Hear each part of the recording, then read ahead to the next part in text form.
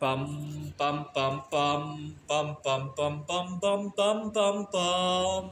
The Peter Dislike Show. Bum bum bum bum bum bum bum. So I've been praying to the Peter Dislike goddess for a little bit over 2 years now. Aside from it being a cool jingle, there's another reason I pray to the Peter Dislike. And this is something called Pascal's wager. Pascal, a famous mathematician, described the wager as a wager where there's where the odds and rewards are lopsided, right? And the best way to describe this is to look at all the possibilities. Now, you might think the God of dislikes is really silly, and maybe the probability that there is such a thing is very small, right? But let's assume that there is a possibility. If it's 1 in 1 billion, it's still there, right? The God of dislikes could either exist or maybe it doesn't, right? And we can choose to pray to it or we can choose not to, right? And let's look at what happens in each of these scenarios. If the God of dislikes does not exist, and you pray to it anyway, well, you waste 5 minutes a day, but you have fun singing it, right? And you burn a couple of calories every time you swing the dislike finger, and it's still funny to watch, right? After all, people watch funny cat videos all the time that probably don't do anything, right? And so it's not a terrible loss, right? You're not gonna die. You're not gonna lose $1 million just by praying to a non-existent Peter dislike, right? If anything, it's eye-catching, and you might just meet somebody interesting because you pray it, right? Now, if the God of dislikes does not exist and you don't pray to it, nothing happens, right? That's kind of boring. So let's look at the more interesting cases.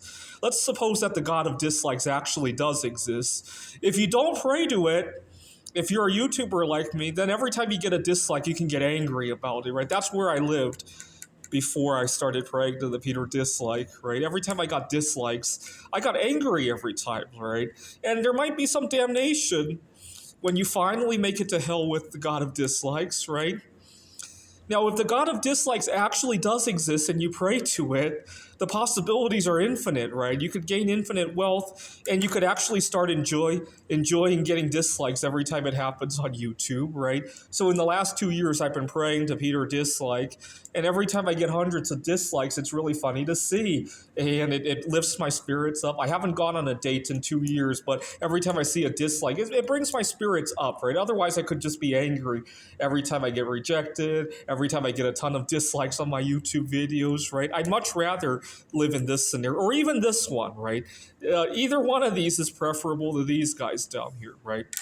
Now, this gets really interesting when we start talking about investments, right? You guys know that right now, 20% of my portfolio is in strategic metals: bismuth, indium, tellurium, and even copper and zinc. Now, why? Now, there's a very likely chance that we're going to go into a post-scarcity society, a technological boom, where those metals are going to be much more important than gold and silver, right? Or we could stay in the status quo, right? Right now we got hyperinflation. Gold and silver will probably do better in that situation, right? Well, there are two things you could do. You could invest in strategic metals, or you could choose not to. You could stay in gold, cryptocurrency, right? But let's think about what happens in either of those scenarios, right? If you invest in, first of all, you don't need to buy a whole lot of strategic metals to make. I mean, I have a pretty extreme position, I want to say. If you even have 1% of your wealth in strategic metals, right now as I speak, all of the bismuth in the world is only worth about $1 billion, right? So even if you have $200 worth of bismuth, and we go into a post-scarcity environment, right? Your gain could be almost infinite, right? If you invest a few $100s in bismuth and we stay in the status quo, well, your bismuth's not going to go to zero. It's going to keep up with inflation at least.